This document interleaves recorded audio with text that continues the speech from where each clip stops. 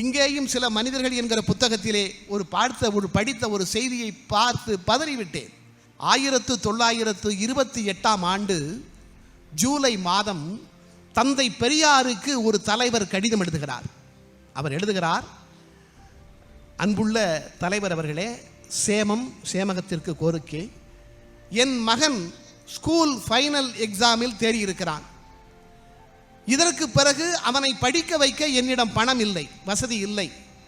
அவனுக்கு ஏதேனும் சிபாரிசு கிடைத்தால் காவல்துறையில் சப் இன்ஸ்பெக்டராகவோ, தகுதியான சிபாரிசு கிடைத்தால் இன்ஸ்பெக்டராகவோ சேர்க்கலாம் என்று நான் நினைக்கிறேன். ஏதேனும் சிபாரிசிற்கு ஏற்பாடு செய்ய முடியுமா? எழுதி கையொப்பமிடுகிறார். நான் கொஞ்சம் பின்னோக்கி பார்க்கிறேன். இந்த தலைவர் பள்ளியிலே படிக்கின்ற காலகட்டத்தில் இவர் படிக்கிற ஊரிலே ஆங்கில பள்ளி இல்லை என்பதற்காக தன் ஒரே மகனுக்காக அந்த ஊரிலே அவருடைய தந்தை ஒரு ஆங்கில பள்ளியையே கட்டினார். அந்த அளவிற்கு வசதி இருந்தது.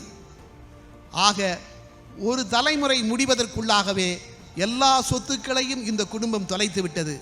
அதனால்தான் இந்தியாவிலேயே தியாகத்தினுடைய சிகரம் என்று தமிழ்நாட்டில் சுதந்திரத்திற்காக ஒருவரை எடுக்க முடியும் என்றால் இவரைத்தான் தியாகத்திற்கு சிகரம் என்று எடுக்க வேண்டும் என்று சொல்கிறாரே கப்பலோட்டிய தமிழன் வாபு சிதம்பரனார் தான் அப்படி ஒரு கடிதத்தை தந்தை பெரியாருக்கு எழுதியிருக்கிறார். வாபு சிதம்பரனார் படிக்கின்ற பொழுது அவர் படிப்பதற்காக ஓட்டப்பிடாரத்திலே ஒரு பள்ளியை கட்டியவர் அவர் தந்தை. அவ்வளவு செல்வம். ஆனால் 10ஆம் வகுப்பிற்கு பிறகு தன்னுடைய மகனை படிக்க வைக்க முடியாத அளவிற்கு தன் சொத்துக்களை எல்லாம் இந்த தேசத்திற்காக இழந்தவர் வாபு சிதம்பரனார். நினைத்து அது மட்டுமல்ல, அந்த வாழ்க்கையை படிக்கின்ற பொழுது கண்ணீர் வருகிறது. இவைதான் நமக்கு வழிகாட்டிகள். தெய்வம் நமக்கு வழிகாட்டுவதைப் போல இப்படிப்பட்ட தலைவர்கள் வாழ்க்கையிலே அவர்கள் காட்டிய வழியும் நமக்கு பெரிதாக இருக்கிறது. அதைத்தான் நினைத்து பார்க்கிறேன்.